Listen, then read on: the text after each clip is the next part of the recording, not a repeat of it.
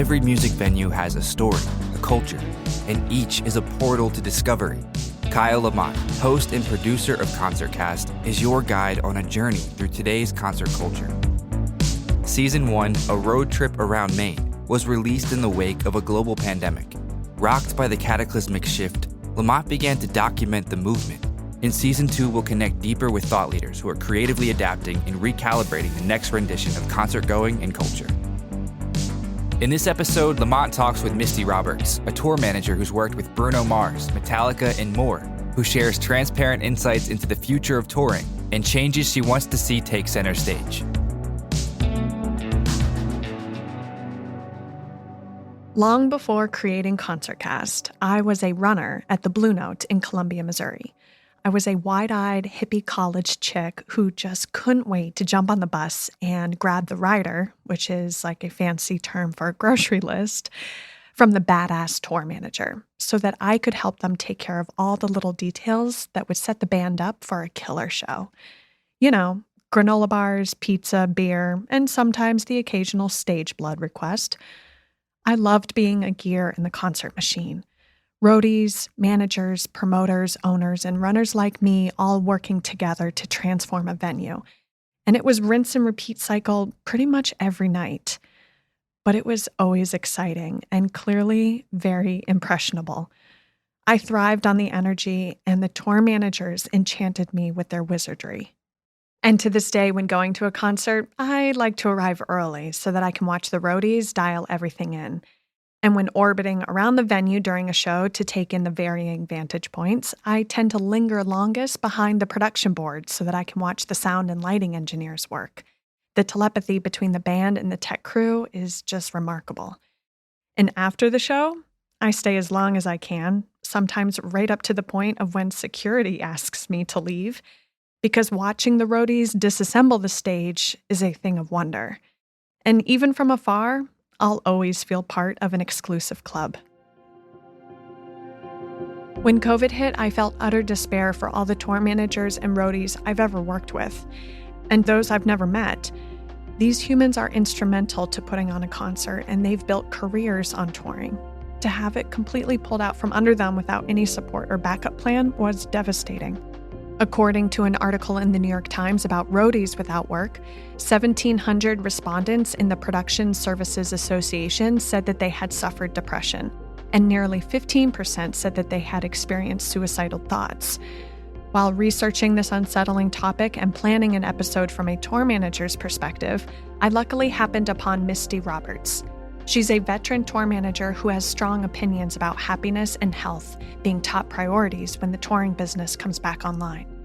But before we get there, let's take you to a happy music memory of hers way back in 8th grade. What was your first concert? Oh my gosh, you're going to laugh. It was New Kids on the Block.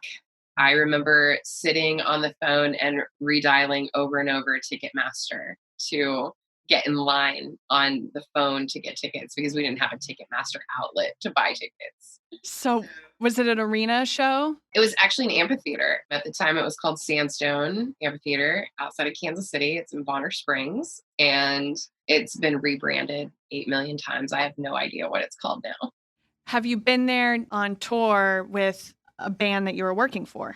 Believe it or not, I have never gotten to play there on tour.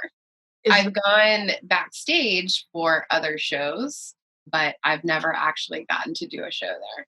It's still on my bucket list of things to go back to that place that I saw my very first show. Roberts and I have connected over Zoom for this interview. She's at her podcast studio in LA, but she's originally from Richmond, Kansas, population 2,000, where the average occupation is farmer or factory worker. She discovered how live music could be an outlet during her moody teenage years. I consider myself super lucky because my era of music was when alternative music started to come to the forefront. I mean, it's super cool for me to be able to say that I snuck in the back door of clubs to go see the Smashing Pumpkins.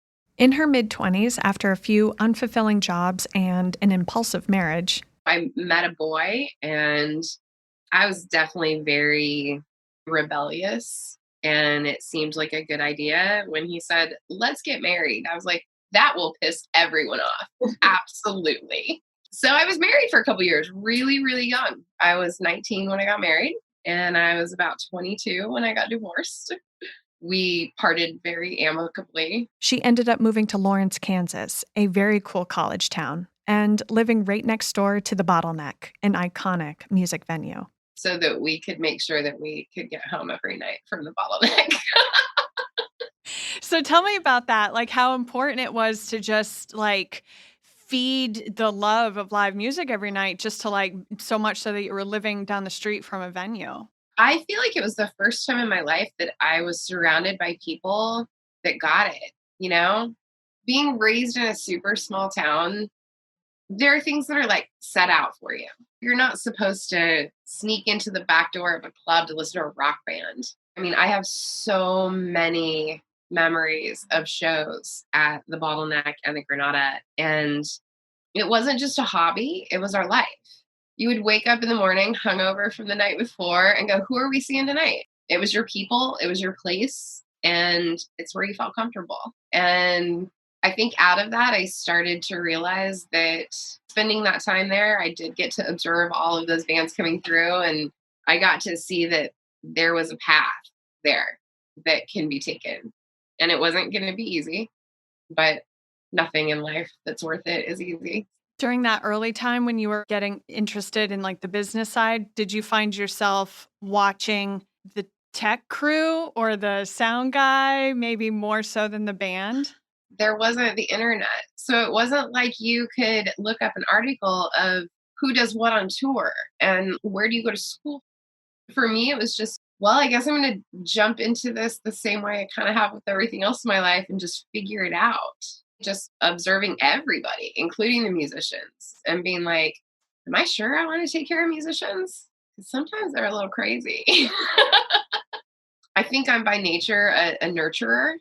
I wanted to be the person that made sure that all those people felt good about what they were doing. She got her feet wet by managing a few local Midwest bands. In St. Louis, we would do the Pageant. Yes, love that. And Chicago, we would do the Double Door.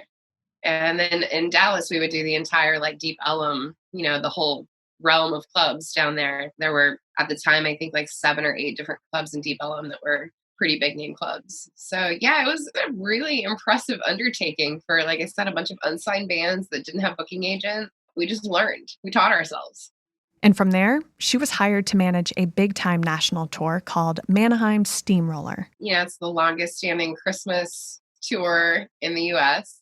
Talk about night and day, going from like rock and roll to like completely, absolutely like polar opposite. It was 2 hours of Christmas music. Oh my goodness. November through, you know, the beginning of January. It was a much bigger role, which included traveling on a bus for the first time to many different theaters. I didn't know what to think when I walked in the first day, and I was like, I didn't know how to sleep on a tour bus. You know, somebody had to tell me which direction to sleep. And, you know, they play all of the normal, you know, new timer jokes on you. Like, don't forget to put on your bunk seatbelt. I'm like, there's a seatbelt? And they're like, so you don't fall out in the middle of the night when we're driving. And I remember the first night, like looking frantically for this seatbelt. And I was like, I don't want to fall out. Like, I don't want them to make fun of me. I don't know any of these people. There's no such thing as a bunk seatbelt. I mean, most of the men that I was out with on that tour had been touring for 40 years. They find nothing more enjoyable than like poking fun at the new kid. They never do it maliciously at all. They do it out of fun. And then this new kid on the block's career went sky high. She's been the tour manager for Bruno Mars, Metallica, James Taylor, and Enrique Iglesias. Do the artists interview you to be their tour manager? Or how does that process work of being hired? I mean, on Enrique, I was hired by the production manager as the production coordinator. And then I also kind of segued into like road managing the band a little bit. It generally starts out with management. What was it for Enrique? Like when you first met him, is it sort of you get to know him a little bit and understand sort of how he rolls? Or is it just you jump into the deep end? Just jumped in the deep end. That was a really unique scenario. Like the production manager, they had just started a co-headlining tour with Pitbull, and the production manager was really, really sick and had to go home. And they needed someone to come out and just really help move things along. He's an incredible, incredible human. He probably has the best sense of humor of any artist I've ever worked with. She finds that artists like Enrique and James Taylor, who find a lot of joy in their music and performances, make her job easier, and shares some sweet insight on working with Taylor. I've never seen someone quite so invested in knowing so much about the people that are working with him. He makes sure that he knows every bus driver's name, every truck driver's name. He knows everyone on the crew, what they do. Sometimes he'll be walking by the trucks, the semi-trucks, and go, what goes in that one? Who's the guy that loads this one? Like, introduce me to him. What would you say is like a big reputation you have then, or your style? What do people in the tour industry say about you as the tour manager? I am very honest, sometimes to a fault. I'm trying to figure out how to tamp my brutal honesty sometimes, because I've realized that as much as I like it from people, it is not often received the same way. And I think that I'm also very, very understanding. What you said earlier, which I liked, was nurturing. You know, it sounds like you nurture people's talent and skills. And that's the big thing with a manager and tour manager, especially, is the skills and pairing people up so that there's a real joint success. And that starts with the tour manager. I'm also, I would say, one thing that people might say is very resourceful. Her skills were put to the ultimate test when she set up a concert for Metallica in Antarctica. I got a phone call from our production manager, and he was like, so I think we're going to go to Antarctica. Pepsi wants to, or Coke Zero wants to sponsor this trip, and no band has ever played a show in Antarctica. And Metallica this year, we've been to all the other 6 continents, and they want to say that they went to all 7 continents in a year and break the Guinness World Record, or set a Guinness World Record. And I was like, I don't even know how people get to Antarctica. But she figured it out, and she won't ever forget the Drake Passage. It's the Drake Passage, and when it's calm, they call it the Drake Lake, and when it's not, they call it the Drake Shake. And we got the Drake Shake, and it was supposed to take us about 2 days to get there, and it took us almost 4 because the storm kept pushing us back. And I have video of waves that were 3 times taller than the boat, and I thought we were going to die, and I was so seasick. Once they arrived, it was all hands on deck to set up their stage, which was inside a giant igloo. And the show was arranged to be a silent disco because there was a real concern of glaciers breaking off from the sonic vibrations. The, shall we say, gut-wrenching work was all worth it. And then I got to stand there on a helicopter port in Antarctica and have all these research scientists come and see a rock show with like one of the world's biggest rock bands. And it was amazing.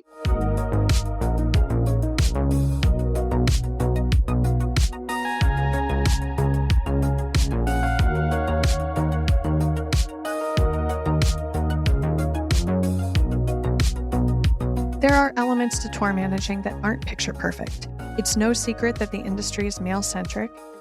I was wondering if there was an event or moment that happened to you while on tour that you learned a lot from about the industry and also about yourself as a person.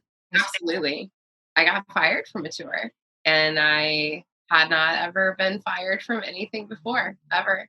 But it did also show me the importance of small steps too. We are making steps, and we do need to acknowledge those all the time. We also need to acknowledge that everything is not a female versus male fight. This isn't a fight to silence one voice for the other, that it's a fight for equality for both. I think that I had slipped into a little bit of a mindset of, if you're a man, you better get the fuck out of my way. And in hindsight, when I had to step back and take a look at all of it, I had to go, okay, I took a part in that. And I'm not proud of the methods or the way that I was acting to get the point across. And I'll do better next time. So what would you say to women starting out in the industry? You don't need to smash stuff. You know, there is something to be said for the feminine energy that is brought into a conversation. Let that come out on its own. Hone those skills and then be yourself.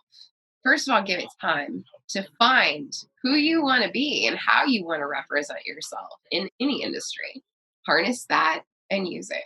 While at home recalibrating, COVID hit and Roberts refocused her energy to host a 10-week mental health webinar series geared towards roadies. One of them, Dave Sherman, is a substance abuse counselor and kind of a life coach type person. And then I had Taryn Longo, who is a trauma and somatic therapist. And we did, a different subject every week of how to navigate through all of this. I don't think that I gave up on the idea of when things were going to come back, but I also didn't want to live in it every day. I didn't want to wake up every day and go, is today the day I get my industry back? So I really threw myself into learning different skills, including podcasting. She currently hosts a daily podcast called The Misty and Ike Show that allows listeners to escape through laughter. I'm Misty. And I'm Ike. The next 15 minutes, We're going to debate pop culture. They talk about everything under the pop culture sun, and their charismatic dynamic is reminiscent of talk radio. Opinions. from pop rocks in your lunchbox. To Happy Meal toys and swatch clocks. I did start to make a habit for a while of when we were driving to the venue in the morning of going up front and sitting with the bus driver and having him turn on local radio so that I could hear those people talk to each other. There's just an openness that comes with them. There's a vulnerability that comes out of it that is something that I don't think that you get in a lot of things anymore. My personal favorite episode was number 53, where they talk about the origins of band names. The show makes great use of fun sound effects, and their banter is genuine. Everything I say is going to get applause today. It is. I like that. Meow. That. Meow. I have one for you. Okay. And this makes me really excited because I love it when you can full circle some shit. Where Phoenix got their name. Okay. The French pop outfit Phoenix named themselves I get to think about something and go, I'm going to make something that hopefully just makes somebody laugh today. But it's her valuable experience in the industry that has major organizations and conferences bringing her on panels to share thoughts on what the touring industry will look like post-COVID. She thinks that the future of touring needs to be more human-focused, and that the industry has a chance to recreate a more sustainable and healthy model that puts people first. We were very caught up in a repetitive cycle of what's your next gig, having your next gig lined up halfway through the tour, ticket sales getting more and more expensive because you needed more and more production. And I think with the absence of all of that, we have an opportunity to really look at our industry and go, we were really unhealthy. And I hope very much that we are able to take a lot of the things that we've learned this last year into a new mode of touring. While understanding the importance of the bottom line, she's also concerned about the well-being of the crew who typically push their mental and physical health aside. The attitudes that come out of touring, when you add the ego in with exhaustion and bad nutrition and taking a day off in a hotel room to just try to recharge yourself because you've had 4 shows in a row and you're exhausted to the point that you can't even move. Those are not productive humans. And I feel like if we could make some very humane allowances, that we could really bring a big shot of humanity into the game for everyone. You're sort of positioning a viewpoint here where perhaps COVID is recentering people, and maybe bands or tours might be a little bit more focused on the experience for everyone. So it's less volume, right? And more meaningful. We lost everything that we really had based our lives off of. Because like I said, I think that we get into touring and we get in this tunnel vision of what's the next tour? What am I doing? How much more money can I make? Where am I going to go on this one? I just think that everyone, when they come back, is going to have to make a lot of compromises. And I think it's completely doable because we have seen the cracks. We've seen the cracks in a very, very large way. She goes on to say how important it will be to not only have a COVID safety officer, but possibly even a human resource officer. Someone who's there to help roadies and musicians work their way through collective PTSD and help better manage life situations. Roadies are kind of known at times for being hot-headed already.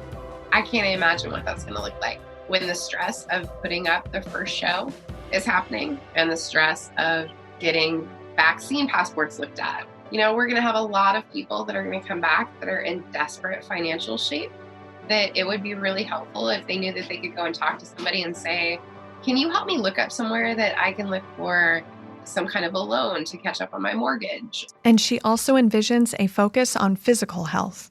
I do think that there will be a big trend in hopefully trying to stay healthier, you know, nutrition-wise out on the road. I think that you're going to see tours that are going to take out personal trainers, not just for the artists and the musicians anymore, that they'll make themselves available to people on the crew as well. I don't think that we've done a really good job in the past of taking advantage of the places that we're in. We're in sports arenas. Open up the basketball court. Let guys go play basketball for an hour in the afternoon after we're done with load-in. You know, some physical activity other than lifting a beer to your face on the bus after the show's over. A lot of people, first of all, have gotten very, very into taking better care of themselves during the pandemic. So hopefully that goes back out on tour as well. Even though Roberts is excited to get back on the road with her industry experience, she's realistic and transparent with expectations. There's no possible way that I would want to be a part of the first few tours that go back out. I don't want to invent that wheel. It's going to be very, very difficult. And, you know, there's a lot of conversation in our industry too about pay rates being lower when we go back out. There's no possible way with the addition of duties that are going to be added on to a tour manager or production coordinator that I would take less than what I was taking before. You're going to be expected to really be dealing with the health and safety. Like, it's no longer food and lodging, it's health and safety. And that's a different ballgame. It would take a very mindful tour to bring her out of the podcast studio and back on the road. I love the idea at this point of going out on a tour because I want to, not because I have to. If I were to hop back out on tour tomorrow, I would want it to be with a management company and an artist that I really truly can align with and that I feel like understand the value of crew. I miss the travel so much. I've really taken time this year to think about how much I did not appreciate the places that I had the opportunity to go.